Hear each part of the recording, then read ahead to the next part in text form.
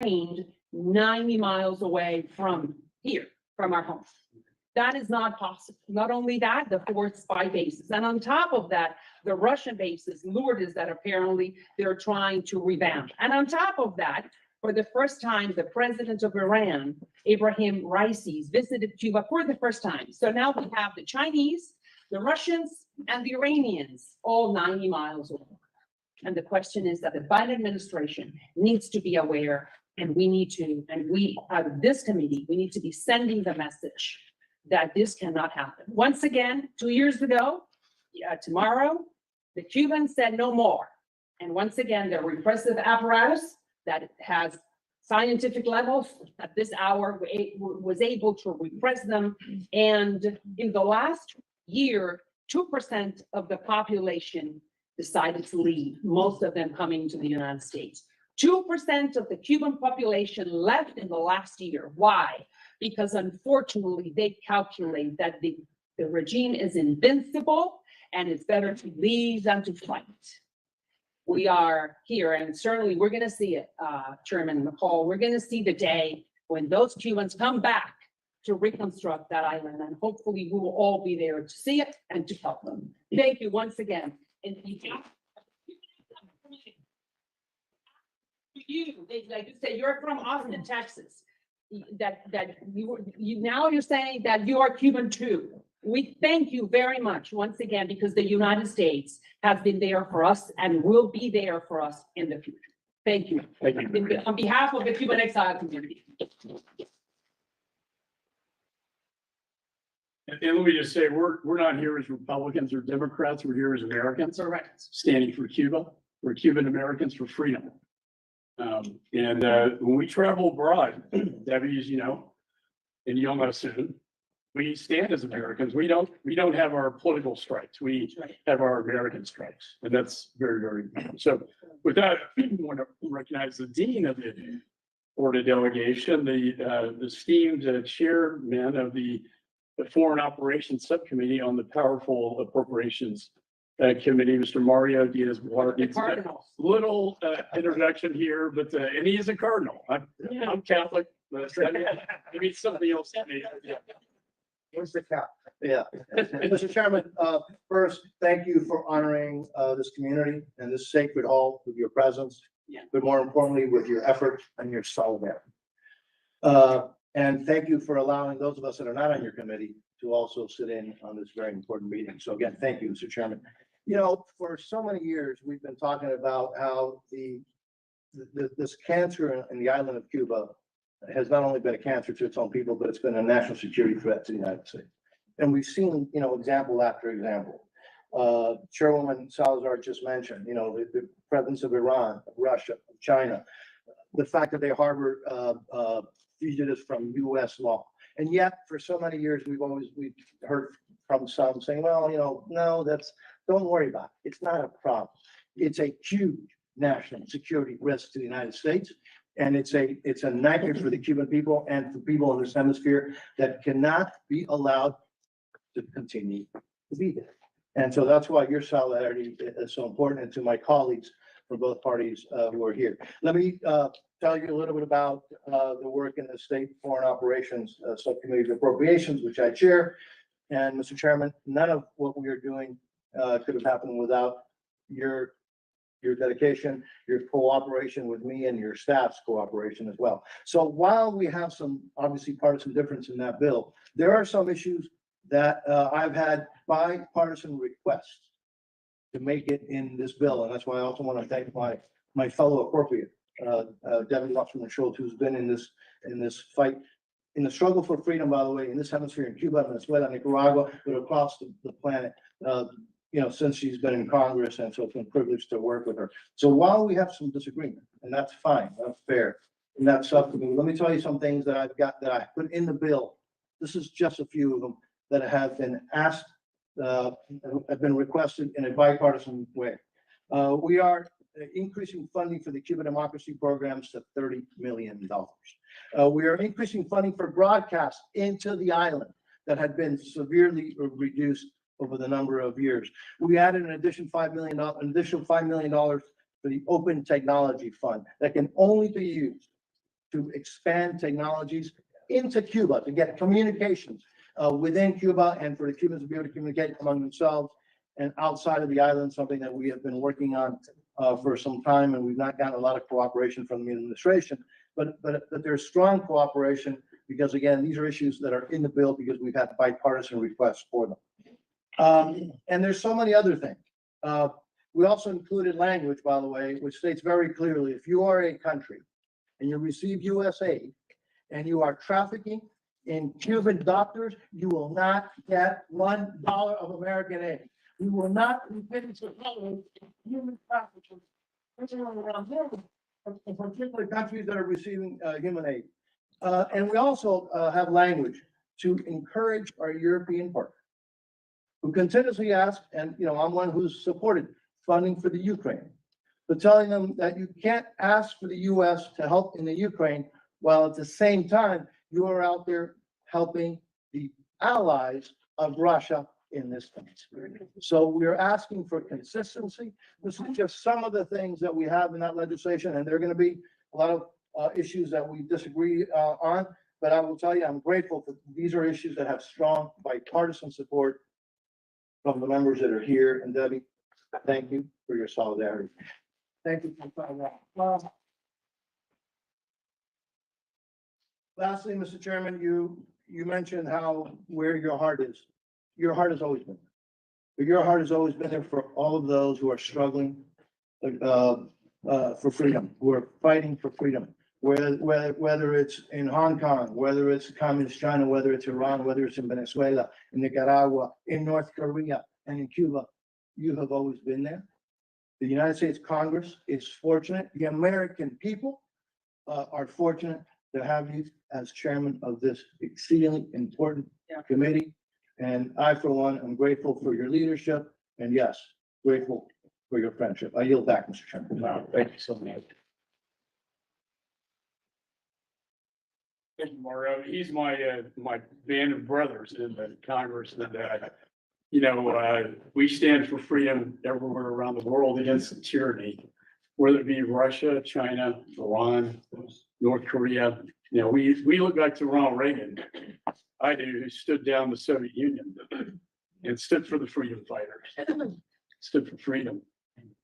Whether you're Republican or Democrat, we all stand for that. So with that, I want to recognize Mr. Moskovich, who is from this area, the greater Miami area, new member of Congress. But yeah, Broward considers itself greater Miami. It's, yeah. Greater Miami would like it. Not greater than. Not greater than that. Just a little short story. We had dinner with the Taiwanese ambassador and talked about a fight for freedom against oppression right next door to Communist China. And I was very inspired by not only his intelligence, but his wit. Yeah, he's got a great sense of humor. You're setting the bar. And trying to make you look good back home. So without further ado, I turn to you. Okay, it's gonna be underwhelming. Mr. Chairman, thank you. I appreciate, first of all, you having the roundtable this morning, coming to South Florida and marking the second anniversary of the July 11th protests in Cuba. What we witnessed 2 years ago was a historic demonstration against tyranny and oppression. We saw thousands of people take to the streets to protest the regime and call for freedom and democracy. The human rights abusers who cling to power in Cuba are backed by similarly minded despots who seek to snuff out any spark of opposition. Even if the Cuban people continue to push for rights that we enjoy here in the United States, Cuba's authoritarian regime is tightening the military and economic ties with Putin and with Xi. It's vitally important that we stand with the Cuban people in their struggle. As you can see from the members here today on a bipartisan basis, and Mr. Chairman, to your credit, because I serve on the Oversight Committee in addition to Foreign Affairs, and I can tell you, it's nice that Foreign Affairs bipartisan, and you're right. I mean, I had the opportunity to go on a Codel with Speaker McCarthy, and when we left the country, we were all Americans, and that is important, and that's what we're doing here That's what we're doing here today. And so I agree with my colleague that Cuba is a national security issue, and we should treat it as such. And so as someone whose grandparents escaped fascism and authoritarianism in Poland and Germany and Czechoslovakia, you know, I stand with the Cuban people. We all stand with the Cuban people in their fight for freedom. And I will continue to be a voice. I appreciate Debbie Watson-Schultz's work on this as someone that I'm trying to emulate what she's done in this area. And so I want to thank everyone for being here today and participating in this roundtable. And I look forward to learning more and listening to the discussion. So thank you, Mr. Chair. Thank you. Next, we have a very honored, decorated veteran that I'm very proud to serve with and call him a friend of mine and my colleague. He's on not only Foreign Affairs Committee, he's on the Armed Services Committee and also on the House Intelligence Committee. I don't know how you keep up with all three of those very important national security committees, but when I need to turn to someone for national security advice, Michael Waltz is who I talk to. And so, sir, with that, I recognize you. Thank you, Mr. Chairman, and what an honor it is to be here. Some folks have asked me, you drove all the way down. I represent and live in St. Augustine, and I'll tell you why.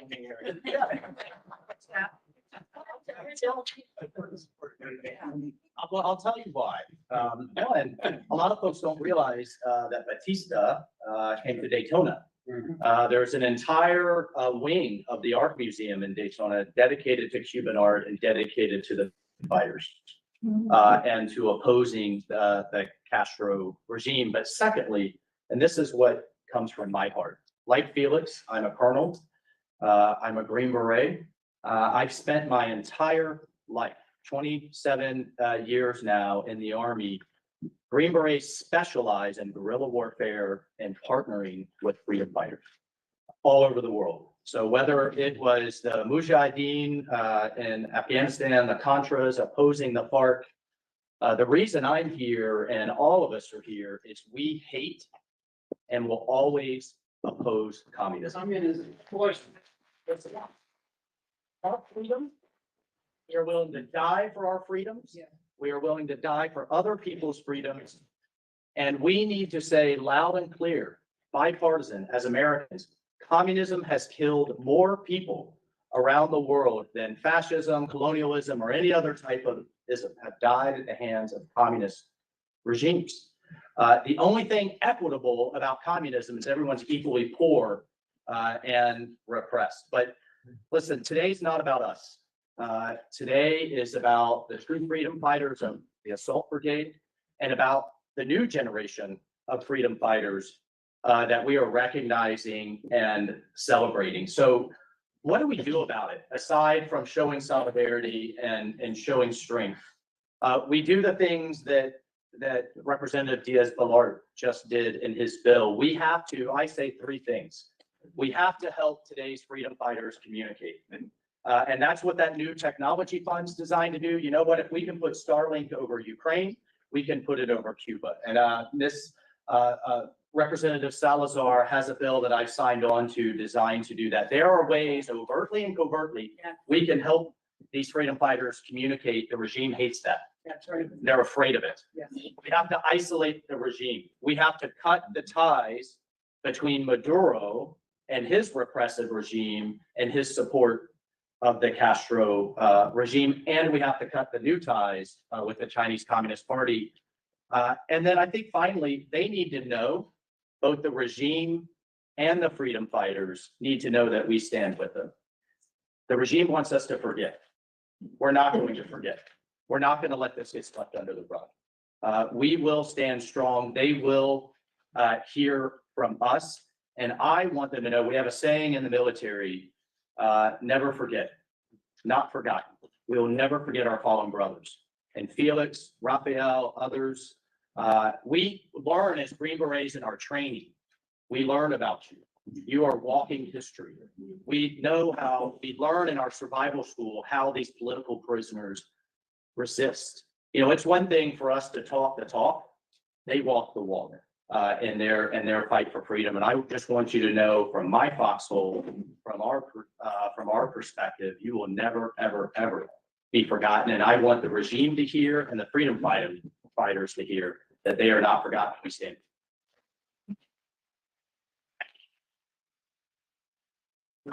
Very eloquent, Michael, and I think back to my father's generation, the greatest.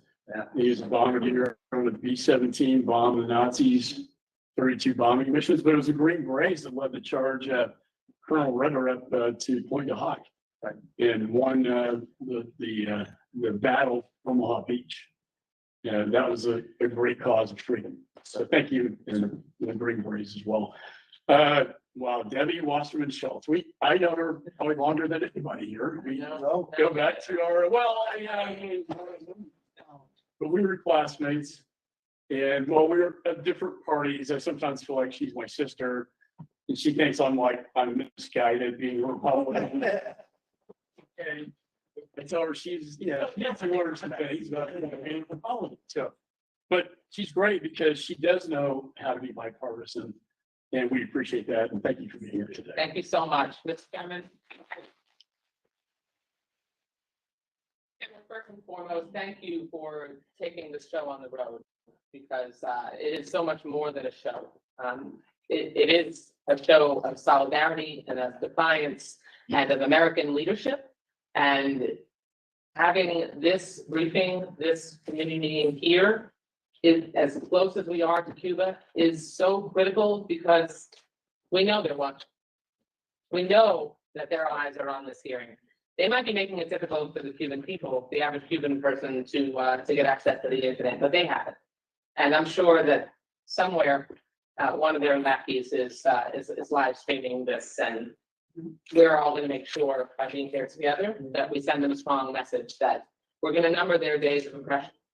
That is something that we need to focus on every single day. And recognizing the anniversary of the July 2021 protests, brutality of the regime's response, and underscoring the tragic situation that exists in Cuba today still is critical. And I have spent proudly with my brother, Mario Diaz-Balart, and we don't, you would think we use that term loosely. There are precious few people outside of my own brother, my biological brother, that I would call with that moniker, and Mario and I have gone back all the way to our days, our much younger days. State legislature, so 30 years or so now. We're beyond 30 years. And yeah, I know, and but it's important that we highlight that, because this is none of our first rodeo, and we're building our numbers in Congress, and each of us takes personal responsibility in making sure that as new members are elected, and I'm so glad that Jared Moskowitz has joined the Congress, joined the fight. He gave voice to the fight when he was a state legislator, and now we're able to really get him in the weeds. And it's especially meaningful that we're convening this briefing and this discussion here in Hialeah Gardens, which is a beating heart of the Cuban people. South Florida is so different than the rest of the country. In South Florida, foreign policy, especially as it relates to our neighbor not 90 miles away, is domestic policy. It is every day in our face policy. And that's why we are all as well versed in these issues as we are, and that human rights is a fight we take on every single day. This neighborhood, like so many in our community, provides a striking illustration of the contributions that it's made to our own culture and our community and our democracy, and the ties that bind us to the Cuban people and to our cause. 2 years ago, I stood alongside Cuban friends and neighbors marching to the tune of Pachi and Vida in support of their brothers and sisters who are under siege. The frustrations, the pain, and the anger that drove thousands of Cubans to speak out, that didn't happen out of thin air. That wasn't just some magical fabrication. Every human right that we hold dear is under continual assault in Cuba. Imagine the frustration of living every day not knowing whether you're going to have electricity or water, or if you're going to be arrested just for expressing your opinion. No one should believe the gauzy, shiny stories that are coming out now about how there's an emergence of a private sector and a thriving so-called business community in Cuba. I mean, please, that is so much a part of what we need to disabuse the public of, and certainly the media here today. Every avenue of political participation that many take for granted in the United States remains a distant dream for Cubans. These protests resulted from decades of enduring an authoritarian regime that has not only failed to meet the needs of its people, but instead doubles down on violence, torture, and repression to curtail fundamental human rights. For a dictatorship that rules through fear, there is nothing more terrifying than fearless hope and optimism. They are deathly afraid that hope and optimism will ebb like a rising tide that lifts all boats. In response, they shut down the internet, surveil social media, control the streets, bang down doors. They brandish weapons in response to words and meet rallies with retribution and imprisonment. They are thugs who thrive on silence and lies, who are authorized to lash out against real patriots, armed with nothing but the truth. But that did not stop Cuban dissidents from risking everything for a chance at freedom. We can't let those calls go unanswered. That's why we're here today. We cannot forget the 1,000+ political prisoners facing decades of torture under inhumane conditions. We cannot accept that democracy remains a generation away. I'm proud to have worked with you, Mr. Chairman, a classmate for many years. We're going on 20. And our colleagues that are here today, thank you for driving down with a 1-year-old. That's really admirable. You've aided the Cuban people in their aspirations for human rights and self-determination. We must continue to work in a bipartisan manner. It happens. We do need to stress for you that even though the media really focuses, and there is a lot of divisiveness, but we know how to come together when it really matters. And despite everything we've seen over the last 2 years, I maintain that the July 11th protests were a turning point for the Cuban democracy movement. Don't let anyone tell you different. And we need to make sure we uplift the Cuban people and undergird their passionate desire that will ultimately be achieved. Viva Cuba Libre.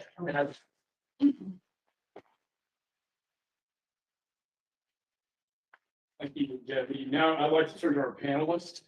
I want to thank all three of you for being here today. And Rosa Maria Ayala needs a little introduction. We all know her, and we know her father's story and struggle for freedom.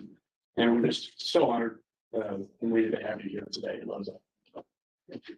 Thank you. Thank you so much, Mr. Chairman. Thanks so much for bringing this much needed bipartisan support to the Cuban American community and to the Cuban people. I, of course, have to recognize the folks, the Brigada, as we call it, and your sacrifice. Thank you so much for hosting us, and also thank you to all my friends and colleagues from the Cuban democratic movement that are here today, all those that are in Cuba, all those that are following this hearing very closely and that have been fighting, not only for the freedom for the Cuban people, but also to mobilize the international community to support that movement.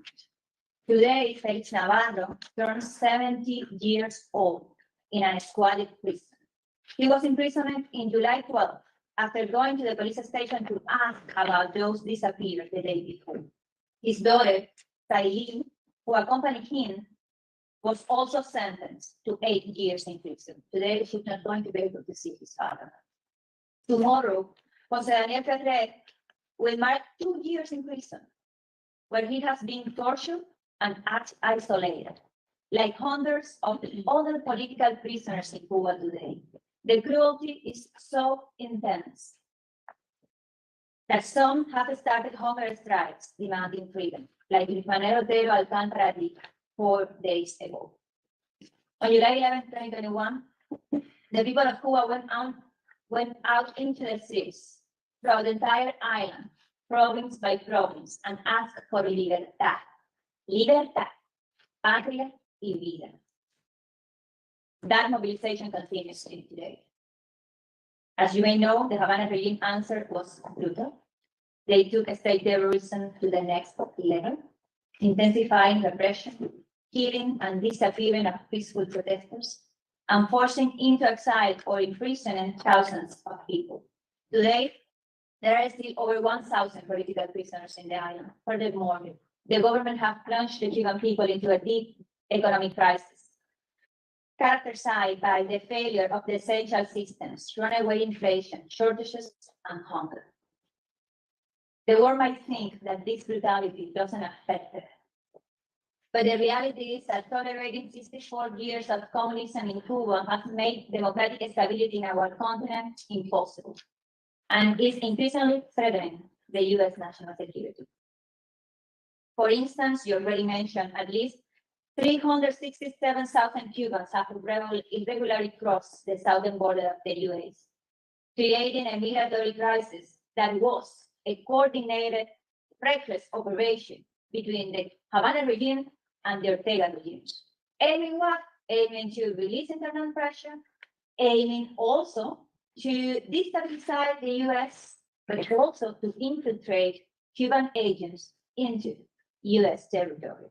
You already talked about Russia. From the first day of the invasion to Ukraine, from the first day, the Cuban regime and the Russian regime has been threatening the military alliance.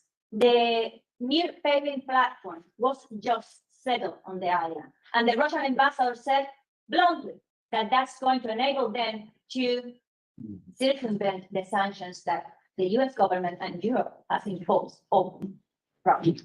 We have to assume that everything that we knew about the Chinese interference in Cuba is even worse. We already know that there is military presence, intelligence presence, and espionage bases from China on our territory. But going back to the Cuban people, despite the oppression, the exodus, the hunger, and the lack of international support, the Cuban people continue to fight. During 2022, more than 3,000 protests were registered, and they continue until today. Because we are convinced that in order to get out of the crisis, we must get rid of the dictatorship. We at Cuba Desde propose a roadmap to do so, mobilizing the citizenry and the international community to create the kind of critical mass that ensures that the regime has no other choice but to give in to the will of the people and live, as Cubans decide our own future. The steps are obvious. Recognition of human rights are fundamental freedom, a binding plebiscite for system change, transition process, and free and multi-party elections. That's our goal. That is how we follow the legacy of my father, Oswaldo Paya, prominent civic leader who mobilized thousands of citizens demanding change of system. Almost 11 years ago, the Castro brothers ordered the murder of Jairo Cepero and my father. It took more than 10 years for the Inter-American Commissioning of Human Rights to pronounce its verdict, holding the Cuban regime responsible for their death. Only 2 days after that, last June, the Oswaldo Paya Way bill was unanimously passed by the US Senate to rename the street in front of the Cuban embassy in DC after my father.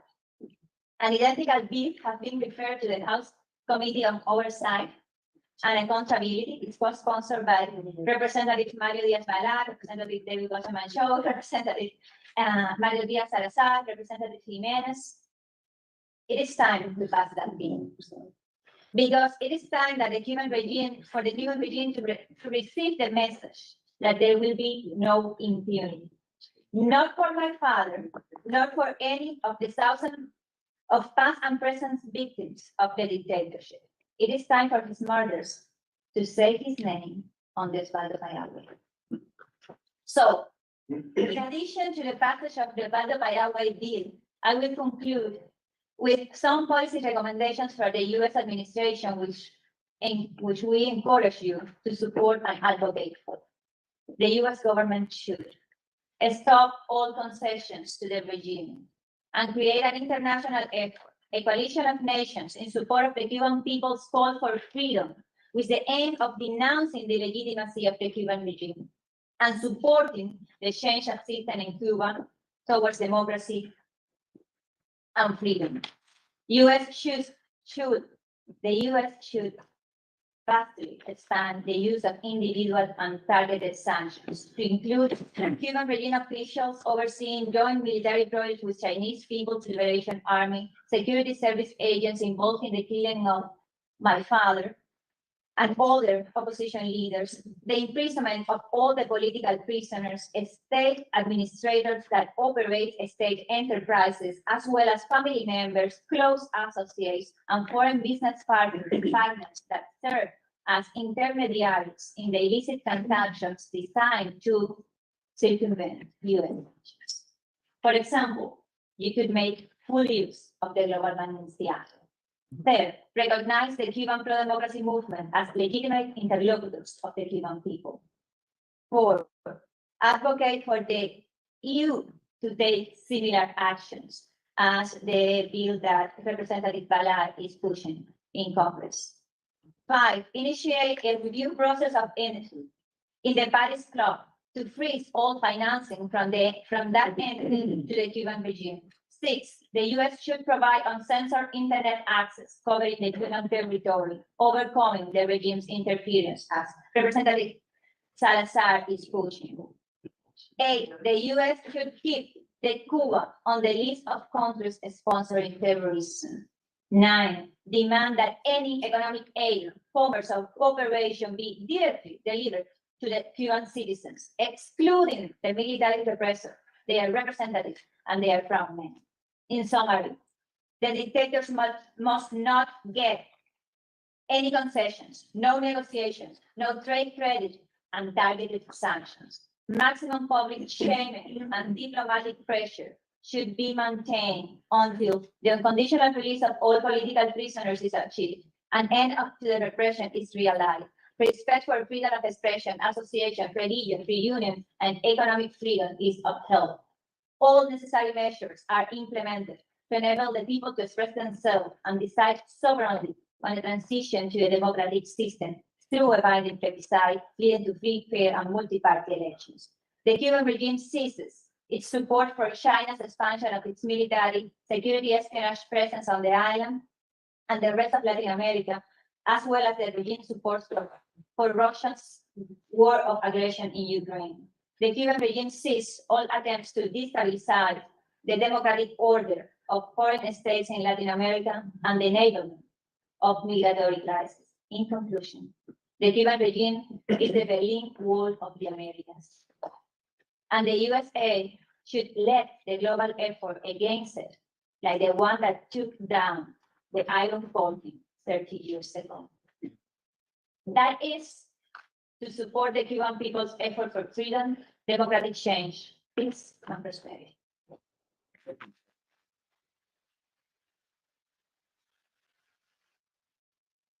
Thank you, Rose. I know the bill naming the street across from the embassy is and your father's name is in the Oversight and Government Reform Committee. So I will turn my colleagues. I'm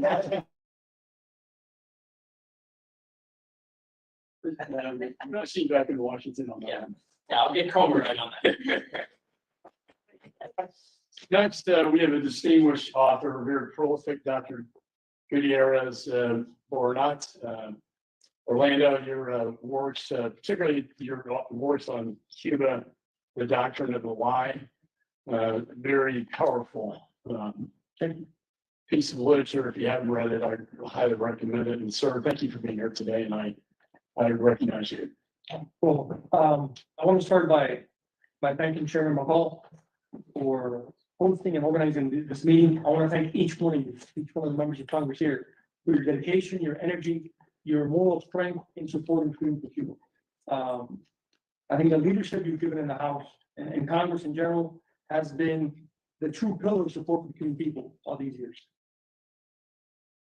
I am here proudly representing the Assembly of Cuban Resistance. It's a coalition of 41 organizations inside and outside Cuba. Many of them are here present as representatives. And we are very dedicated, very intent on continuing our programmatic struggle in order to empower the Cuban people for change from within. Today in my presentation, I want to zero in on several key aspects. And everything I state is documented, and I can provide the backup for you. The first thing I want to do is I want to zero in so that the level of subordination of the regime in Cuba to Beijing and Moscow is best understood. I want to zero in on an essential organization, which was basic to the regime to crush what happened on July 11th. And it's a fundamental knot of the alliance, the subordination to Russia and China. I want to talk about the Cuban Black Berets. The Cuban Black Berets are the anti-Green Berets. They're the bizarro Green Berets. They're a special force within the Ministry of the Interior, which specializes in counterinsurgency. On July 11th, the one force that responded to the regime wholeheartedly were the Black Berets. They were in charge of repression.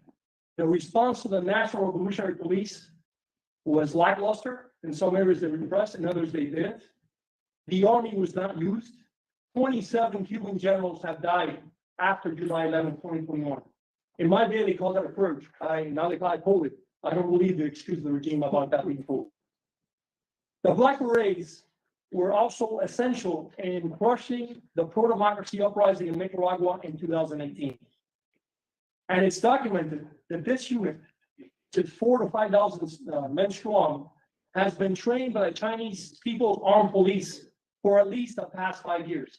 Pictures have appeared of a military base where this training is happening. So the presence of Chinese troops, of Chinese armed forces in Cuba training these special forces of the regime is not something new, it's something that's already started. The Black Berets are also an essential part of Cuban intelligence. And it's important that we point out that since at least 2012, Raul Castro's son, Alejandro Castro, signed 3 protocol agreements with the GRU, integrating Cuban and Russian intelligence. They function as a unit, and they have been functioning as a unit for years. Also, I want to add that progressively, what the Russians and Chinese have gotten us used to is the presence of warships in Cuba that can carry any type of weapon and can fire any type of weapon. The presence of high-ranking Chinese military advisors constantly in the island. And the fact, which I think is most important, that the unit being sent to Belarus for unspecified training as a result of the agreement between Belarus and the communist regime in Cuba are precisely these Black Berets. So these Black Berets are near the tactical nuclear weapons that Putin has placed in Belarus, and they're also in Belarus to learn about counterinsurgency and how to repress popular movements. I also want to point out and emphasize the presence of so-called Cuban volunteers in Ukraine fighting alongside the Russian army against the people of Ukraine in the genocidal Russian aggression. Volunteers with the same facade used by the Cuban Soviet proxy army in Angola to engage in combat in that country to set up a family dictatorship of the MPLA. In one day alone, on May 27, 1977, these so-called Cuban volunteers massacred between 30,000 and 90,000 civilians. This is all important to point out because one often hears the excuse of Cuba engagers that the regime in Cuba is somehow accidentally authoritarian. It's not accidentally authoritarian. They didn't wander into dictatorship trying to defend social justice. It is intentionally totalitarian.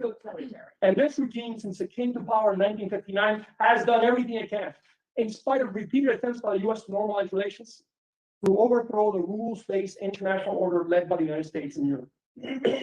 The presence of Cuban troops in Ukraine and Belarus is a continuing effort on that by the regime to do that, with the exception that now they perceive greater American weakness. Just remember that even at the moments of greatest opening by the U.S. to Cuba during the Obama administration, the regime used that openness to consolidate its control over Venezuela and also to serve as host for the directed energy attacks against U.S. personnel. In closing, I want to emphasize this point. An uprising didn't happen in Cuba on July 11, 2021. An uprising began on July 11, 2021, and it hasn't ceased. Every week, there are multiple forms of resistance undertaken by the Cuban people in a very obvious and frontal way against the regime. Why was this July 11, 2021 uprising? Why has it been the most successful so far in a long history of uprisings of the Cuban people against dictatorship. Because US sanctions, tough US sanctions, which are still being applied, have crippled the regime's base of informants. Without that, repression is very difficult. However, while US sanctions cripple a regime's base of informants, the European Union's assistance to the regime is renewing that base of informants. The European Union is giving the regime 155 million euros per year for 80 projects that finance the regime grassroots organizations which repress. The US Congress has been a pillar of support for human freedom, not now, since the wars of independence. To achieve the liberation of Cuba, we need a broad, cohesive plan of action. Many of the fundamental points of that plan were presented by Mario in the legislation he is advocating. But I think also there are 3 legal instruments which are essential in formulating an effective Cuban policy. There's no reason to accept a status quo where the regime continues to survive. Every day the regime gains goes against the United States. It's an existential enemy of the United States. These 3 laws, which should be the legal basis of a comprehensive plan for the liberation of Cuba, are the Joint Resolution of 1898, Public Law 87733 from October 1962, and the Libertad Act. The 3 conditions of the Libertad Act are essential: release of all political prisoners, legalization of Cuban civil society, and free multi-party elections. Like Juanita said, Cubans are not Martians. Cubans have the same right to the same things, all that we're doing. I think this is a mid-term to long-term objective to achieve this comprehensive plan of liberation for Cuba, just as it was one for Poland and for Nicaragua. But in the meantime, I would like to point out the 2 specific measures Congress can do now. One is, as a group of you already did, insist for the European Union to cease its funding for the regime. It's morally incoherent and strategically suicidal. It's time that the Spanish government, and especially the Spanish Social Workers Party, stop serving as a bodyguard for the regime. But most essential, it is important that the Club of Paris cease financing the regime. The US is a founding member and permanent member of the Club of Paris. Supposedly our money hasn't gone in the loans given to the Castro regime, but the Club of Paris in the past 3 years has given the Castro regime $8.1 billion that hasn't gone to improve the lives of the Cuban people. It's probably gone to transport the black race to Russia and to Belarus for training. So I think it's important that the permanent representative of the US to the Club of Paris appear before Congress and explain what the US role has been within that institution. Thank you very much for your attention.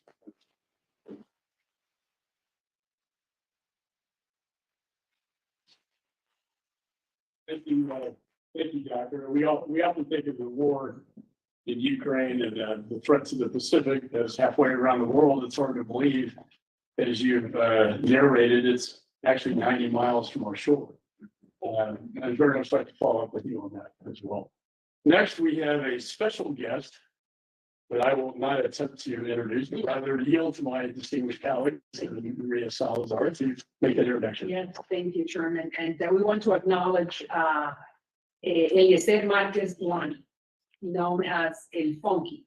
And El Funky is very well known because he was one of the writers and one of the performers of this extraordinary piece of music called Patria y Vida, won a Latin Grammy.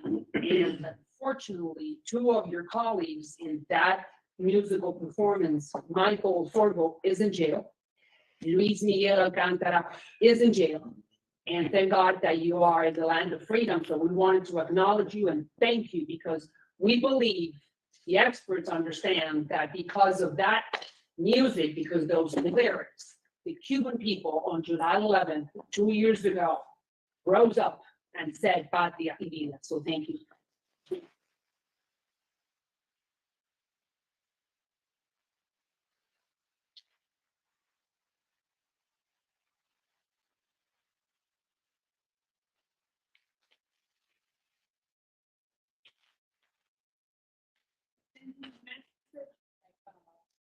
All colleague Debbie Watson from the shuttle said that the regime is taping this gathering. We're sending a message to Luis Miguel Alcantara and to Michael Sorbo, who right now are in jail, that we remember them and that we are doing everything we can for them to be free.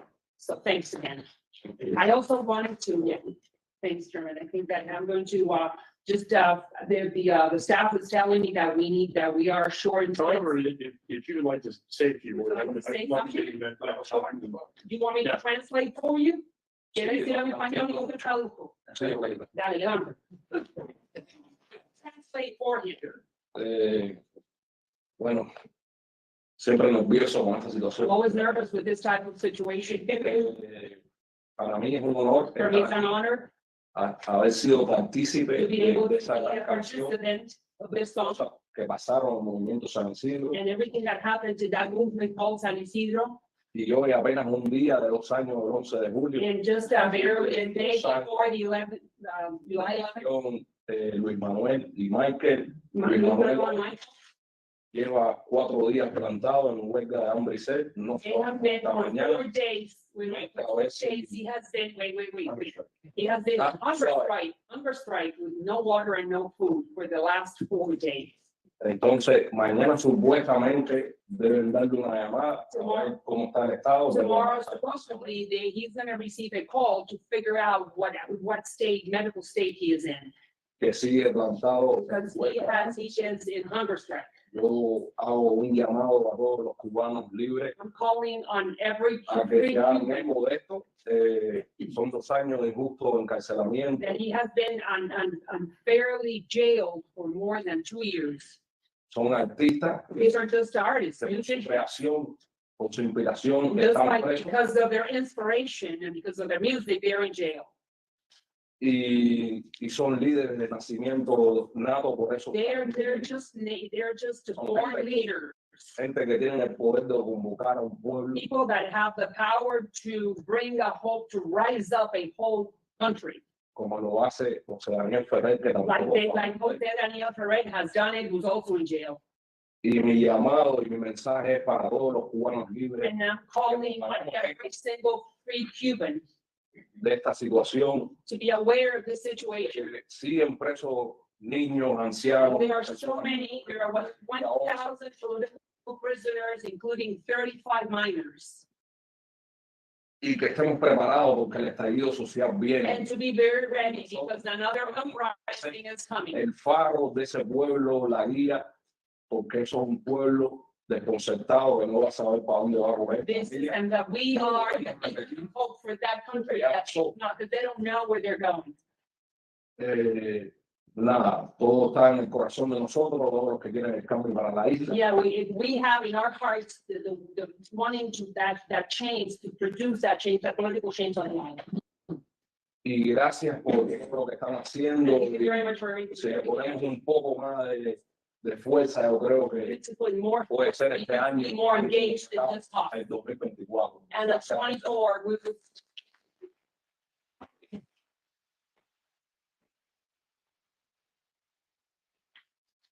Thank you, sir. What an honor. Thank you so much for being here. Perhaps when we're done with this, you can sing.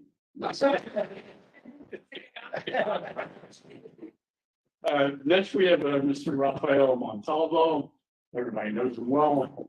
President of the Bay of Pigs Veterans Association and president of Northeast Aviation as well. Was also imprisoned by the Castro regime. Sir, thank you for being here. Thank you very much, and it's an honor to be invited and to be able to say something.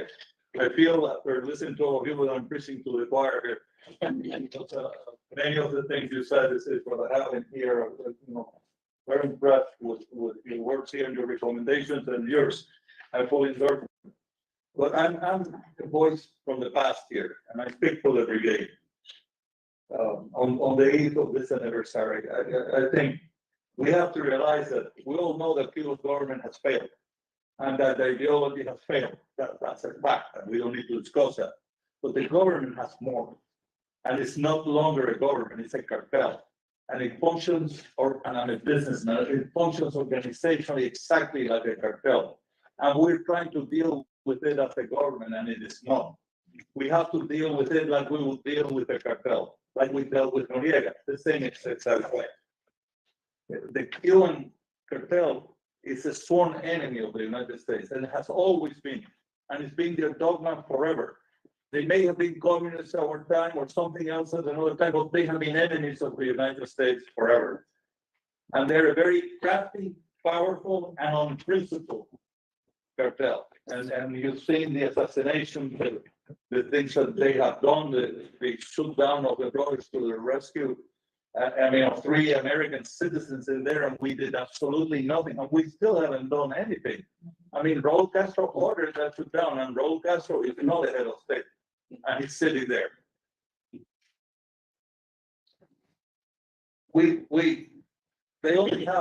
They need cash right now, and the only source of cash is drugs. It's the Chinese and the Russians. And that's exactly what they're going to do. We don't need to have a magic ball and that's exactly where they're going to go. They're going to extract and give away to the Russians and Chinese whatever they have to extract money. And so far they have limited the drug operation from Venezuela, and they control it to Europe, through North Africa. And they have stayed out of the United States. Well, that's their next step is there. They have sent here. They send people here to put houses, and they run them for a year, make $1 million, and then those people get the money goes back to Cuba, and those people get deported to Cuba. They teach at the Department of the Americas in Cuba, which is the department that deals with the United States, which has like 1,000 employees. They teach how to do Medicare billing, and they send the people here to do what this is a fact. And they send them to do Medicare fraud, and they make millions of dollars and take it back to Cuba, and that money goes to the government. It obviously, this cartel has no interest in the benefit of the people. Cuba is a very fertile country. In Cuba, you can plant 3 crops a year. Cuba can feed itself without any problem. And the government does not allow, the cartel does not allow the people to do that. So it's not going to make a gift of freedom to the people. I think it was Martin Luther King in Birmingham that said that freedom is never given by the oppressor. And in Cuba, it's not going to be given, it's going to have to be taken away. And they cannot be left alone. You know, we Cubans have been allies of the United States. And I don't know, you know, we fought alongside you in your war of independence as you fought and you know, in Florida. And you fought in ours. And we joined you as Cuban in both world wars. And as exiles, we have fought in every theater all over the world, in Vietnam, in all of South and Central America, in Africa, and in the Middle East. And if you go to the museum, the House of the Brigade, you will see plenty of bronze medals and Purple Hearts, and even in intelligence stars, which we have one sitting right here. So we have been present, and we have been there, and right now, Cuba needs your help. And it needs serious help. I mean, we are fighting. I think in the State Department, it used to be that the Cuba desk was 1 person. In the Cuba, the American desk is 1,000 people, and that's what you have. We really need to put a budget together that addresses this issue, and we need to put a team together that addresses this issue. I mean, this is the enemy, 19 miles away from here, and this is the enemy. And you know, 62 years ago, you know, I stood on the sand of Iran, and with an empty rifle in my hand, watching the stern of the 2 destroyers turn around and leave. And you know, we're here because of what happened there. That's why we're here today. And we're going to make sure that what we do today does not allow for this to get much worse for our children and grandchildren. So I thank you very much for letting me speak, and I totally endorse what you're doing, and I will pray that you're successful in it. Thank you.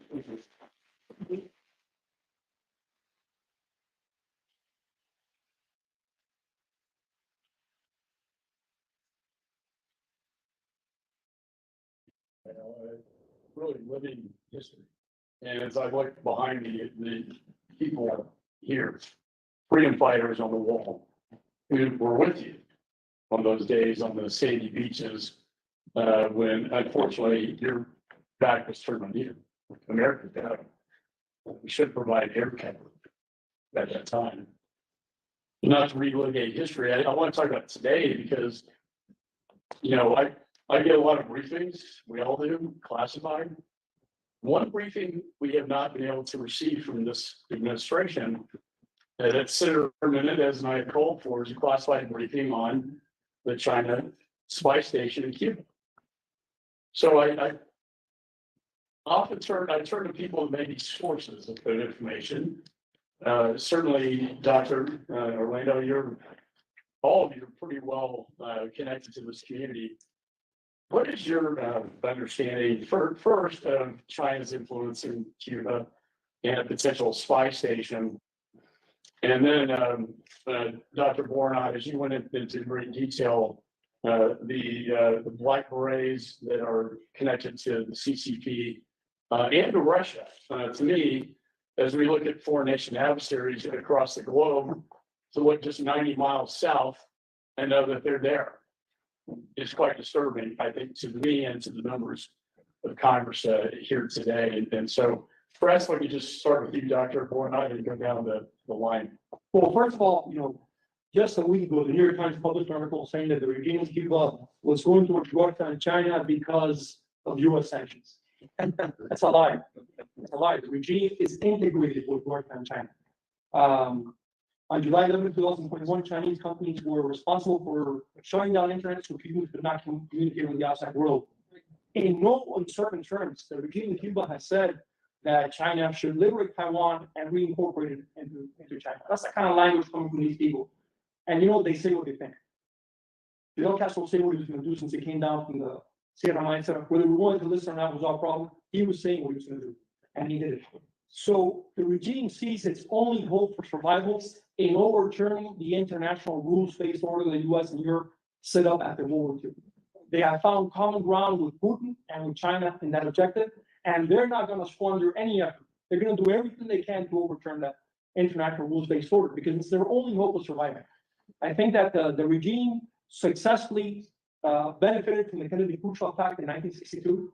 There's a very important and little-known speech by Putin, by Vladimir Putin, a few months before the invasion of Ukraine, where he said, a new Kennedy Khrushchev agreement is needed for a new world order. I can send you that speech. And that's what we're seeing now. It's being reconstituted in Cuba, it's being reconstituted in Ukraine, in Taiwan. That is their objective, and we shouldn't lose sight of that. When was that said? That was said about 4 months before. It's Putin's speech on Ukraine. I'll send it to If you really provide that. Okay. It's a very important speech to read. Very Raphael, you have any thoughts on this? My only suggestion, you have to budget for this. You cannot do it with your present resources. You do not have an allocation to deal with this. It's a serious problem. And you have to organize for it. Yeah. Rosa? Yeah, just echoing what Orlando said, there is this approach that try to convince us that the Cuban regime is partnering with China and Russia because there is no enough engagement with the US government. That's not only a lie, that's designed in the headquarters of the Cuban cartel in Havana, in the headquarters of the state security. It's very important to challenge that narrative. The day that the delegation sent from the State Department to Cuba to negotiate the deportation of innocent Cubans that have been deported to the island for the crime of escaping from that dictatorship looking for freedom, and that have been deported while we talk and are being deported to the island. And that was what the State Department delegation was doing in Cuba. The day that they were leaving the island, that day, Miguel Díaz-Canel was flying out of Cuba. They're going to Russia, Moscow, and then to Beijing. That's the kind of respect that the mafia in power in Cuba has for the U.S. government. We really need to highlight this, so the American people are not aware of this story. Great. Well, thank you, three of you. I want to start with you, Hilda. I always, every time I see you, I remember your dad. I wanted to share with you something that I brought and with the rest of the audience. You see, when my best years, when I was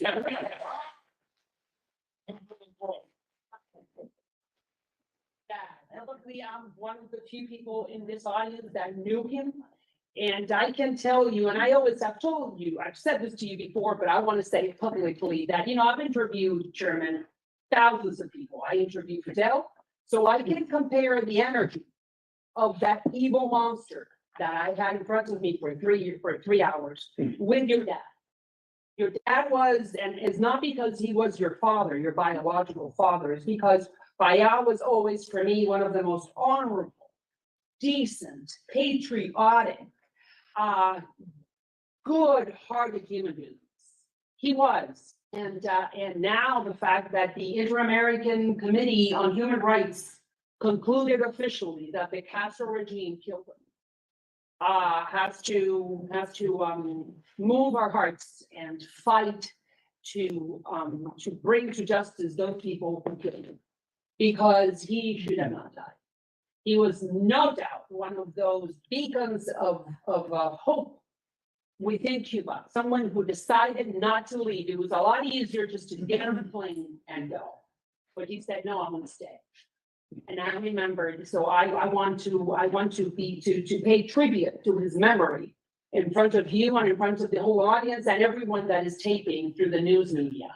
And you have to be very proud, and I'm sure that you're very sorry the fact that he has not been able to see you taking up his role, and myself being able to be a congresswoman, because I'm sure that he would have been very proud for both of us. So I wanted to ask you basically about the prisoners. We know that we have 36 minors, more than 1,000 political prisoners. Is there anything different right now with the torture practices? Are they doing anything? We've always known that jail is one of those repressive methods. Is there something different right now for the Patria Vida people, for the participants in the July 11th?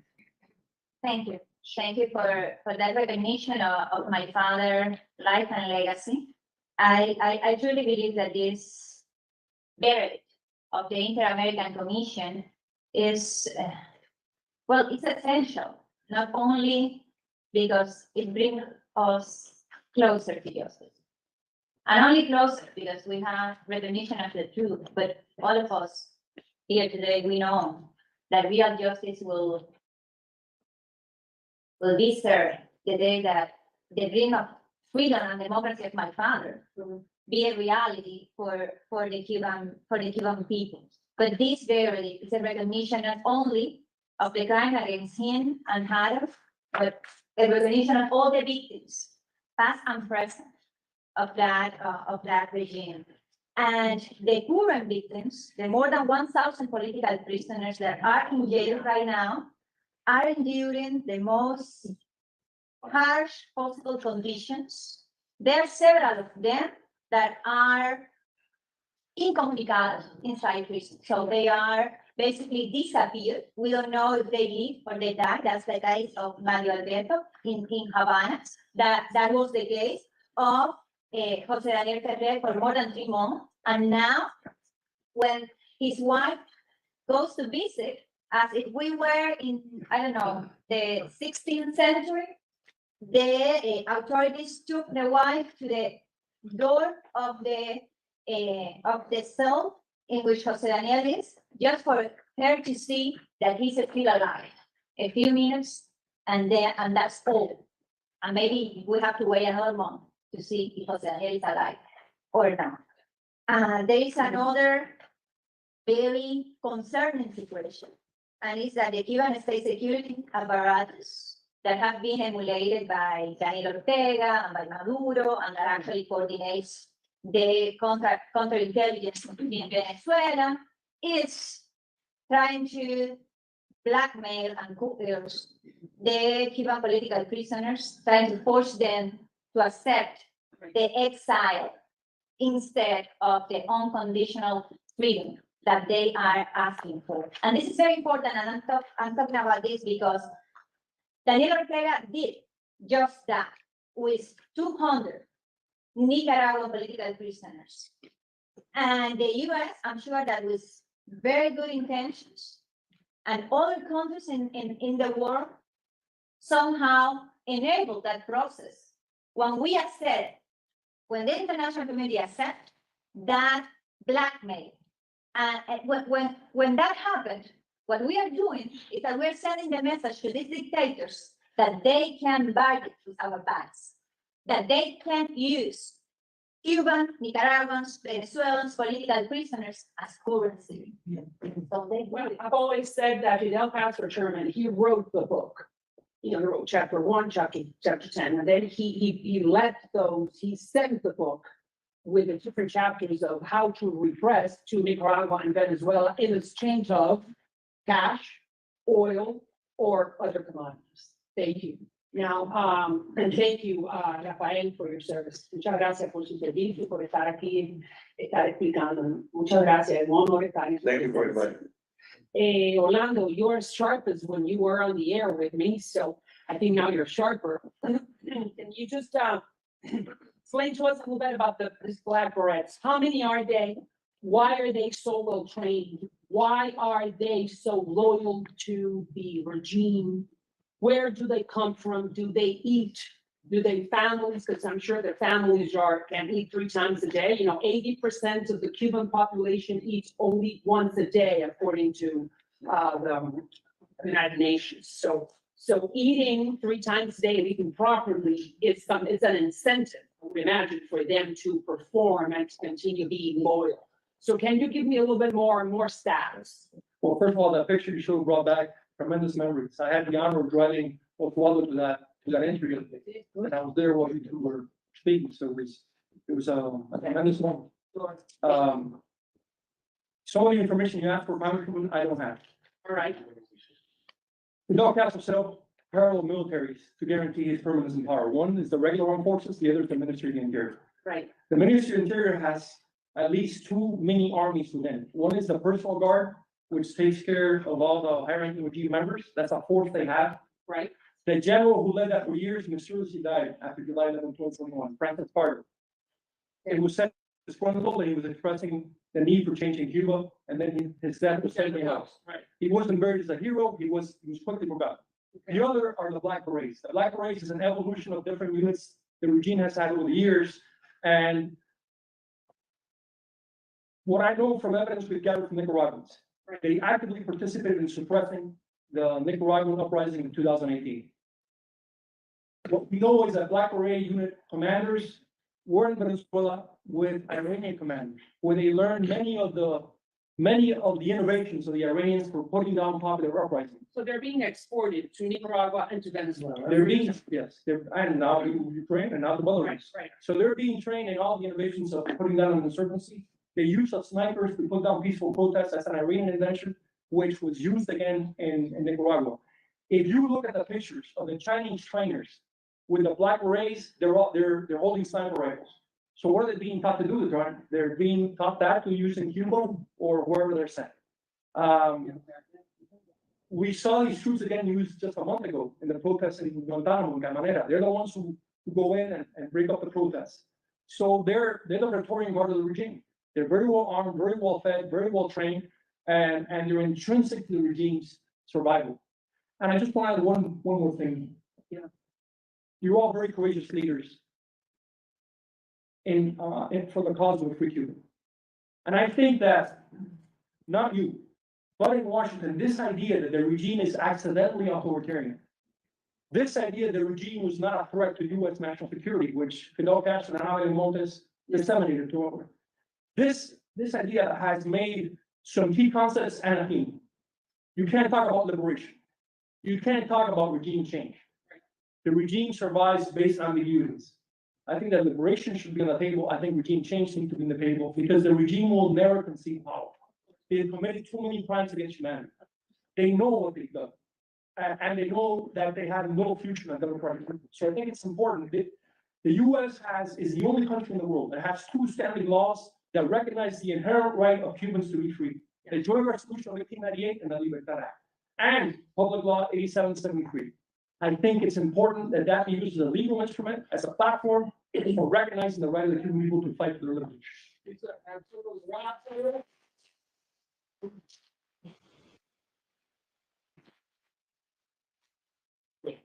Very short, very short. And I'm very impressed by all the presentations here, and I'm very grateful for you for being here. But what we're saying, and I see that you're concerned about the black beret, but I went to Angola in 1985. Cuba had 55,000 troops in Angola fighting on the communist side, and 10,000 in Ethiopia. So why are we so surprised? It's been going on forever. And we fail to recognize it. That's the big problem. Nobody recognized Cuba for the monster it is. How long was Ana Belén Montes in the Defense Department making decisions about Cuba policy? I mean, we fail to recognize the reach and impact that Cuba is having all over the place. And I refer back to a letter Fidel Castro wrote when he was in the mountains to Celia Sanchez, his friend. When this war is over, then I'll start my real war against the United States. That's in the mountains. And so what we have failed, in my opinion, and we need to do better, is to have the public opinion, which is not an easy task, to realize what we just expressed here. Because we can talk to ourselves until we're retired or dead or whatever, but we need to convince all people. So, And that's why we're here. thank you for everything. Oh, God. We are paying. You look at Oreo. Pan American Health Organization. Yeah. It's $600 million, I think, a year. And what is it used for? To take the Cuban doctors to Brazil and Not for long. We're defining that as well. Yeah. that's all glad that we have people like you guys.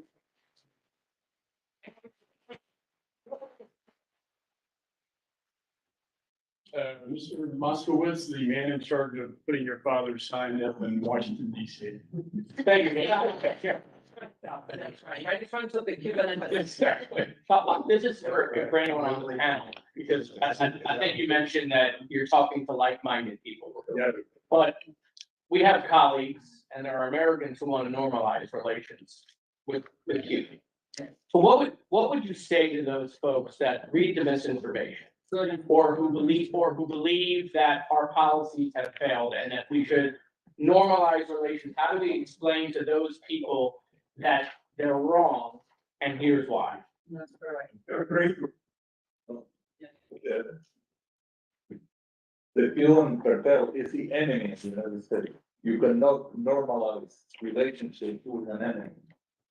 There's nothing that we can give them that will help them. We can give them money, but we cannot even lend it to them because they do not pay it back. So they have exhausted all possibilities. They can't secure financing. They cannot secure it. They're totally failed government. They can't, by their own means, they can improve the lot of their people without any influence from the United States. They can get agriculture going and they can feed their people. They won't do it. They have no interest in securing their well-being. Why will we normalize relations with the government like that? They are criminals. And we can give you a list of the crimes. Why do we need to normalize business with these criminals? And they are our enemies. We don't normalize relations with the enemy. Look what on President Obama, when they tried to normalize relations with Cuba and look what happened. Look what we were asking. Okay? It didn't work, and it's never gonna work. My father, he used to say, because this is not the first time, I mean, capitalism going back to Cuba have been sold by the Cuban regime 3-4 times in the last 30 years. And to those that are always willing to extend a hand to the regime instead of the people. My father used to say that if you want to extend a helping hand to the Cuban people, you should start by demanding that the Cuban people have their hands on the plow. We want to stretch that help. All of us want to do that. The Cuban people wants to be friends with the United States, with the people and with the government. The thing is that that's never going to happen under communism.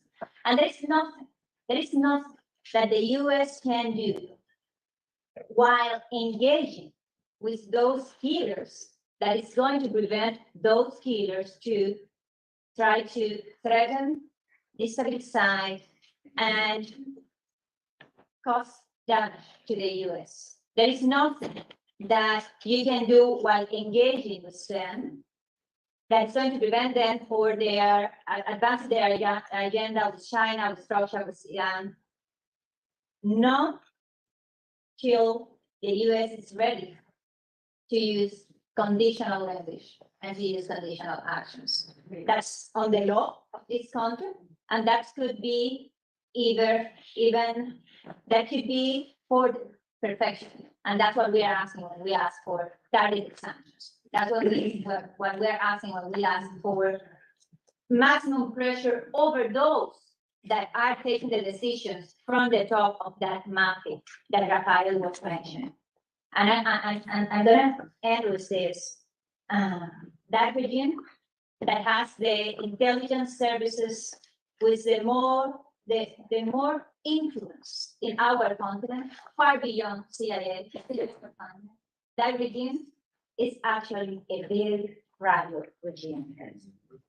All that requires is real coordinated international pressure in support of the Cuban people.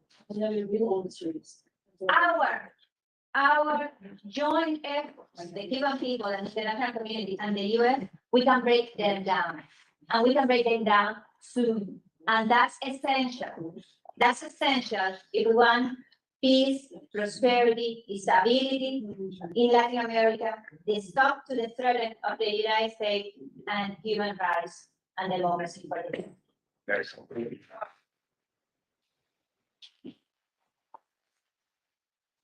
Oh, yeah. No, actually, no questions. But I do want to just add to what was just said. The goal is not sanction. The goal is freedom. And so in the history of humanity, I don't want to sound over dramatic, but it's true. History of humanity was never worked with unilateral concessions in exchange for them, right? And so that doesn't work in a marriage, it doesn't work in foreign policy. So it's interesting about what is the US policy vis-a-vis Cuba. Its sanctions go away immediately once a handful of conditions are met, which really can be boiled down to 3 conditions. The liberalization, the freeing of all political prisoners. And is that something that the Cubans don't pursue? Before we, for example, weaken sanctions. Number 2 is for allowing for some basic freedoms, and they're in the law, but it's, freedom of press, independent labor unions, political parties, and then start the process towards democracy. So here's the fundamental question to those that say we should normalize. Fine, which one of those 3 conditions do you not support? Those that advocate for it? And which one of those 3 conditions do the Cuban people have? So I think your question, by the way, is hugely important. It's fundamental. So I'm glad that you brought that up. And I just basically asked very, very simple, which is, should we unilaterally ask nothing in return for our national security interests for the Cuban people? Just give up sanctions, or should we condition it on something? And I think most human beings would say, no, we should probably condition it on something. So then the question is, all right, which one of these three conditions does our national security interest not deserve and do the Cuban people not deserve? So thank you for that question, because I think it's a fundamental question. Yeah, it is. I yield back. Very good. Michael? Yeah, just one question, and, Orlando, Rafael, Maria, I welcome your thoughts. Outside support for the regime. There's discussion of loosening sanctions on Maduro, allowing their oil back into the market. Can you talk about how that directly then benefits and that lifeline that Maduro offers to the Castro regime? And if you could just spend another minute or two really elaborating for everyone watching how the European support in this false promise of engagement is helping the regime in its suppression. Well, I want to say this. First of all, it's important to understand that the regime in Havana, Ortega's dictatorship, and Maduro's regime are the same thing. They are the same unit. They're run by the same people. Their repressive strategy is run from Havana. The FSLN was created in Cuba. And Ortega is seen as a child of the Cuban Revolution. So any concession to any of that tria is a concession to the entire tria. If you loosen on Maduro, you help the communist regime in Cuba.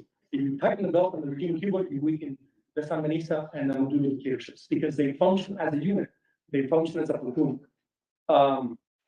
With regards to European financing, this is what is most dangerous.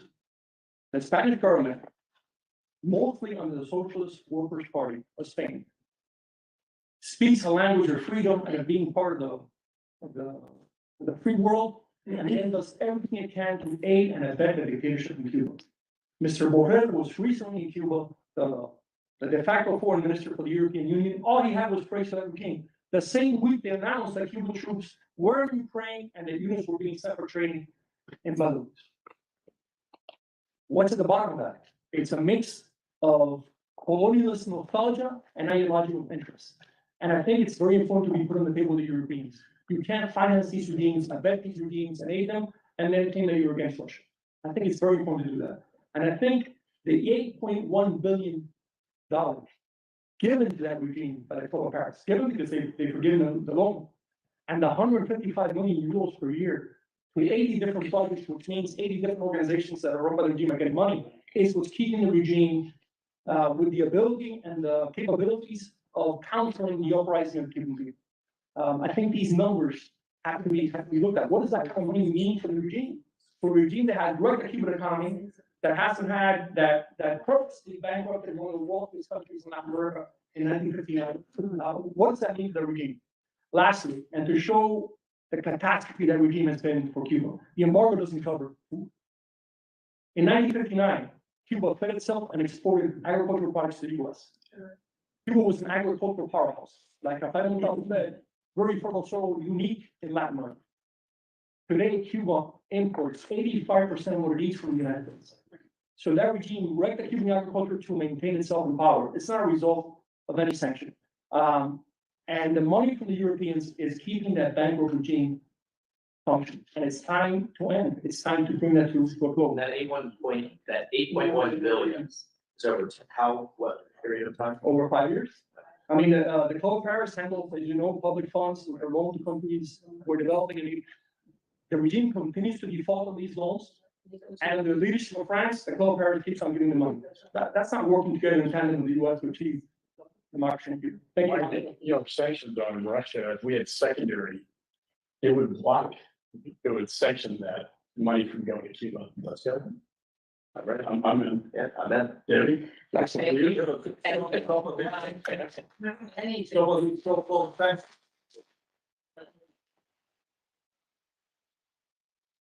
Some of these called sanctions that are unpopular with the left are not really sanctions at all. I mean, I'm sure you know that Cuba has a series of warehouses and businesses at the Colón area in Panama, and that they've been operating forever, and they import everything from the United States and they send it back to Cuba. And the additional cost maybe you spend for transportation, and that's it.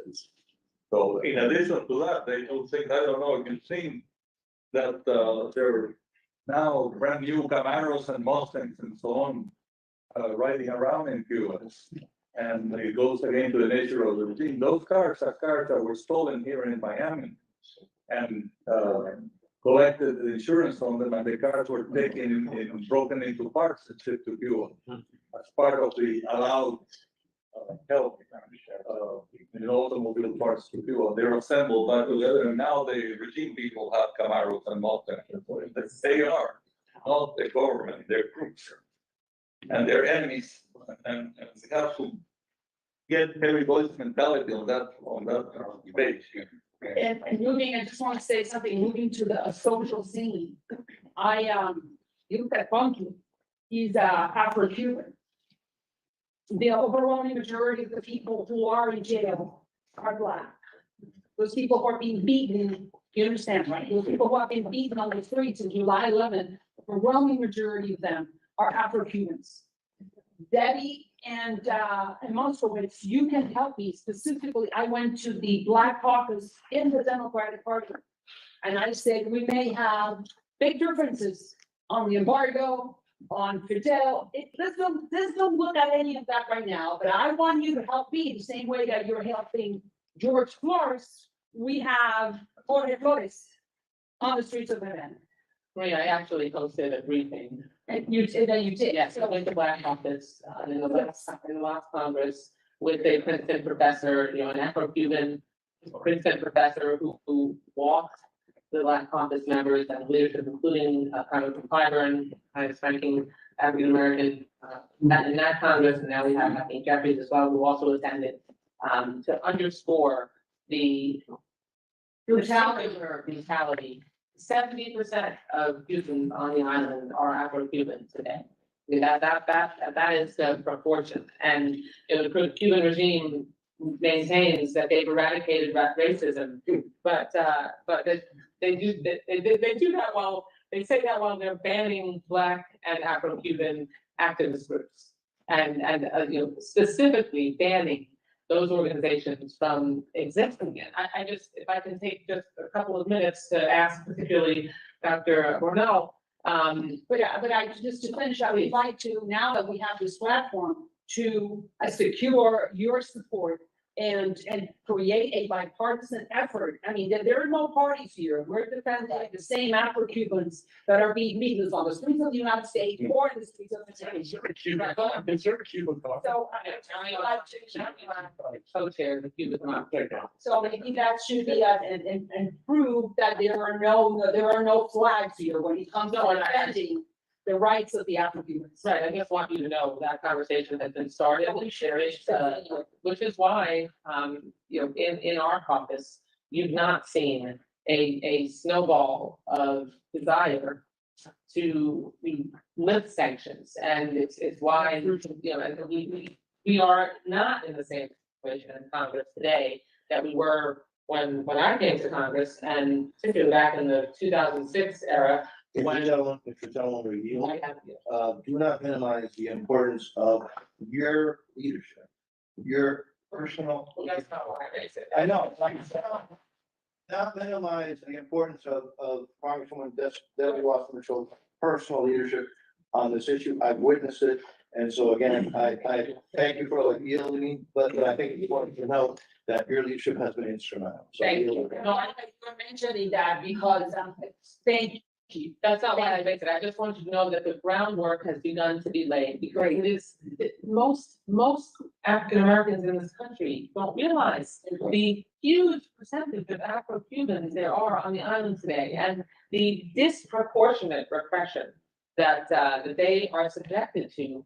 And when we have an opportunity, we should do more of that kind of discussion so that there is greater understanding, because it is that understanding. And I want to do this just, I want to go through myth. The Cuban regime represents that they have unrivaled education on the island that ensures that anything is possible for Cubans. They maintain that they have unrivaled healthcare access for all Cubans on the island, and that when you have a healthcare issue, you're immediately able to go and get that taken care of, and there's no better healthcare system in the world, or certainly not in the region. They've recently been pushing that We have a robust private sector, burgeoning, private businesses that anyone in Cuba can begin and then profit from. There's so much assets of economic opportunity. It would boggle the mind, the enslavement of Cuban doctors who are exported as their almost main economic import for resources. They're enslaving Cuban doctors over our region, in other countries, with the support and undergirding of Russia and now China and Iran. And so if you could just, so I laid out the myths. What's the reality? Because the key for making sure that we can maintain the sanctions, in my experience, maintain that we need to not just lift everything and then once the island is open, everything will be fine. When our colleagues have that more ingrained in what their actual awareness is, they change their minds. We have to make sure they understand they're only getting one side of the story. And that's because most of them don't represent a Cuban community like we, a Cuban American community like we do here. And so can you help shed some light on those myths and what reality is? Well, yes, certainly. And we greatly admire your leadership and your principles stance on Cuba. That's not why I know, but if I opportunity say, it's my chance to say it, and I'm telling you, we really admire you. Thank you for standing as you stand for Cuba during years. So Mario expressed a sentiment of an entire community that really respects how you stand on Cuba. Even against your own. I want to say some basic numbers here. In 1955, Cuba had more doctors per capita than the United Kingdom. In 1955, Cuba had more neurosurgeons than England did. In the first 20 years after independence, Cuban literacy rates increased over 100%, mostly benefiting Black Cubans.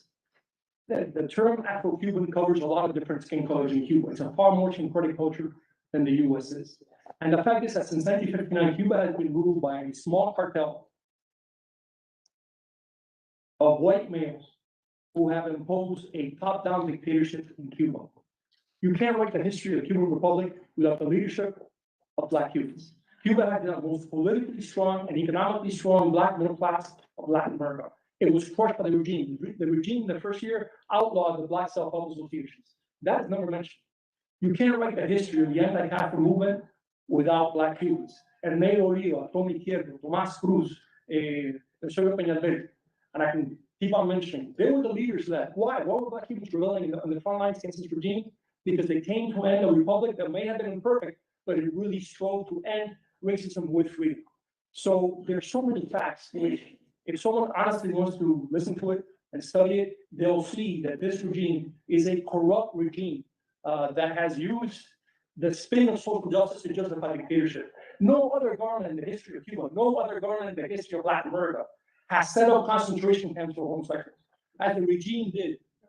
And for over a decade, dozens of Cubans were sent to concentration camps because they were hippies, because they were gay, because they were Jehovah's Witnesses, because they were seminarians in the Catholic Church. This is a type of repression Latin America has never seen. So to me, it's incredible that after so many years, people still repeat the same myths, which leads me to think that some people will believe whatever they want to believe against the facts. But there are also honest people, as you mentioned, that need to know those facts and need to see the reality of the Cubans. Me too. Let me add to what you just said.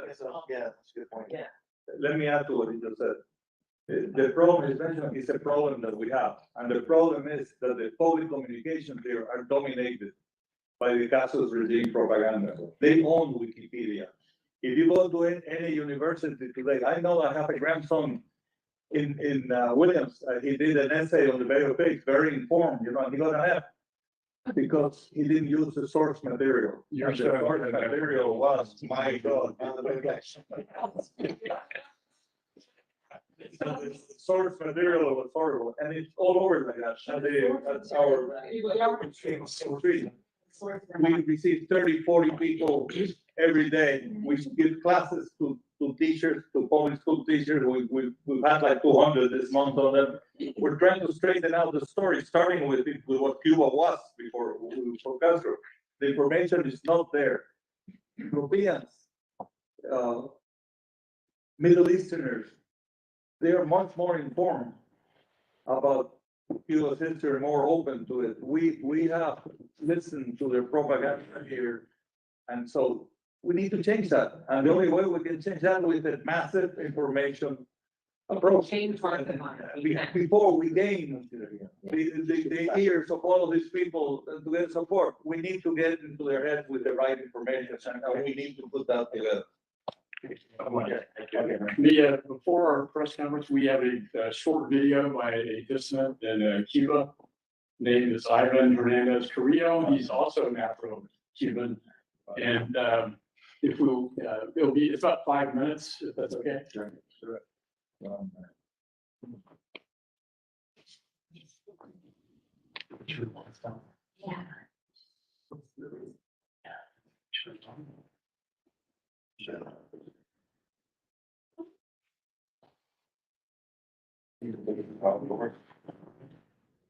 Don't worry, guys, I know how to work mouse. All right.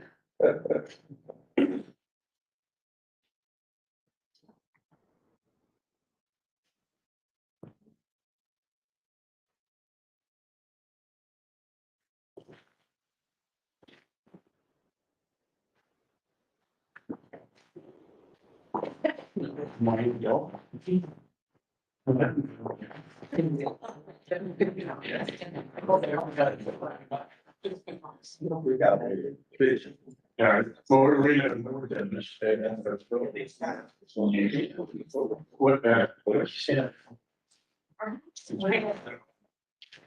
So I guess we'll be sending video apologies for having some technical issue. We'll just be sending it to everybody else. You have your emails because of the RSVP. Thank you.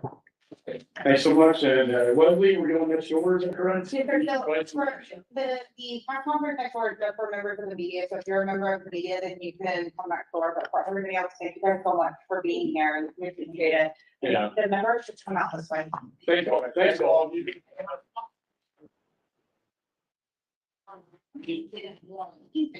I'm gonna be around. I don't know if I can say that. I'm going to do all of it. Speaking of me.